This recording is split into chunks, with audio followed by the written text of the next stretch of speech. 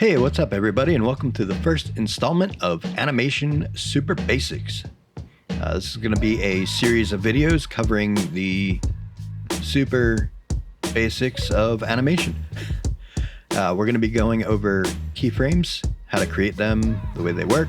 We're going to work on keyframe interpolation, and we're going to cover everything from the graph editor to animation principles such as overshoot and squash and stretch.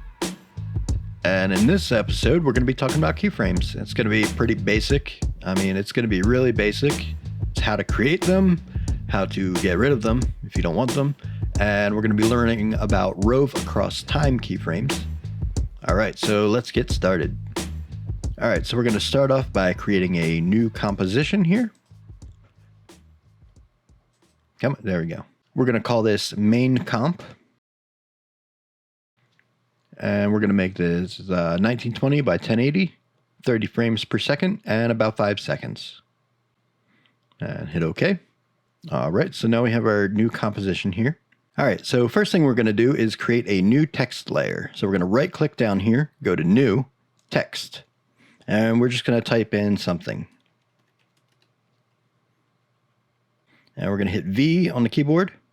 That'll bring up our move tool, or you can go right up here. So now let's say we want something to go from the left-hand side to the right-hand side. So the way we do that is by keyframing it. So what we're going to do is we're going to twirl this open here. And we're going to twirl open transform. And you'll notice that there's these little stopwatches next to them. Therefore keyframing. So right now we're going to go to the position stopwatch and we're going to click on it. All right, so you'll notice that it created this little blue diamond here. That's our keyframe. And basically, wherever this keyframe is, it's signifying that in this point in time, something will be on these coordinates. So we're going to move this to the beginning here. And we're going to go to about, we'll go to 2 seconds here. And we'll just click on something and move it to the right. Now you see it automatically created another keyframe here. If we kind of scrub back, we can see it's moving by itself. So what it's doing is After Effects is saying at this point in time, something has to be here. And at this point in time, something has to be here. So what it does is it calculates the motion in between. And that's just the basics of animation right there. So if we go maybe to here, we can hit N on the keyboard. That'll shorten the work area. So if we press play, we can see that it moves from left to right. Now you can keyframe anything that has a stopwatch. So we can even do, let's say, the scale. So let's go to the beginning here. Click on the stopwatch for the scale. And right now it's set to 100, so we can go to the end.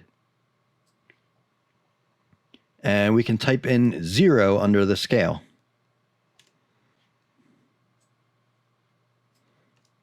And now it's shrinking as it's going. But let's say that we actually want it to start off small and get bigger as it goes. We can select both our keyframes by clicking and dragging, or we can just click on the word scale here, and that'll select our keyframes. So now we can right-click, go to Keyframe Assistant, and do Time Reverse Keyframes. And that will swap both keyframes. So now it's getting bigger as it goes. Now you can even, just real quick, we're going to go up to Effects and Presets, and we're going to type in Fill. And we're going to add that to our text layer. All right, so let's change this to yellow. And maybe come to about 20 frames in. Whoop, had a little muscle spasm in my arm. If you notice, there's a stopwatch next to the color. So we can just click on that right now. And our keyframes are not here. Where'd they go? Well, if you hit U on the keyboard, it'll open up and show your keyframes. So here we have our position and scale keyframes, And then here's our color.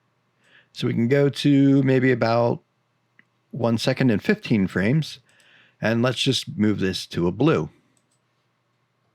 Now, the text can go from yellow to blue.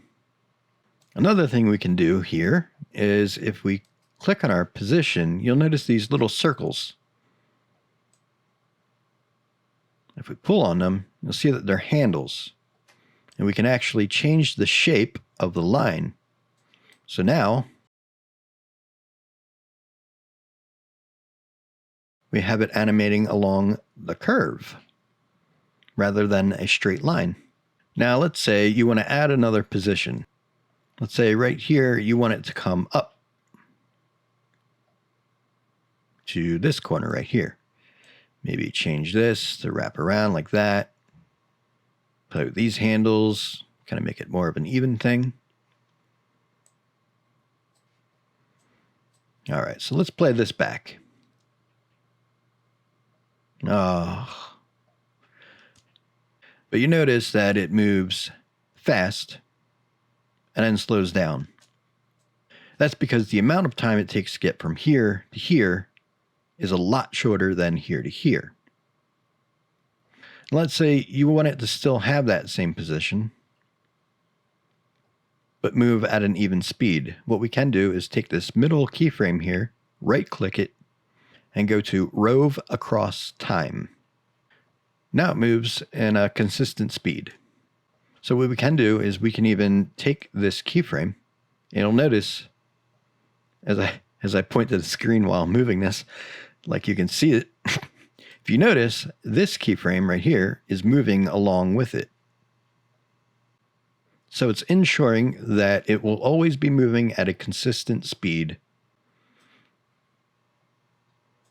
And even here we can move it down. Another Rove across time. All right, let's move that back to when our scale finishes.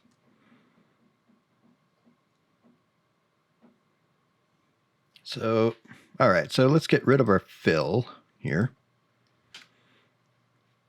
and get rid of these middle keyframes and hit click on them with shift and click and just hit backspace to delete them and get rid of our scale. And the way we can do that is we can go to where it's at 100% at the end here, and we can actually click on the stopwatch for the scale, and that will get rid of all the keyframes.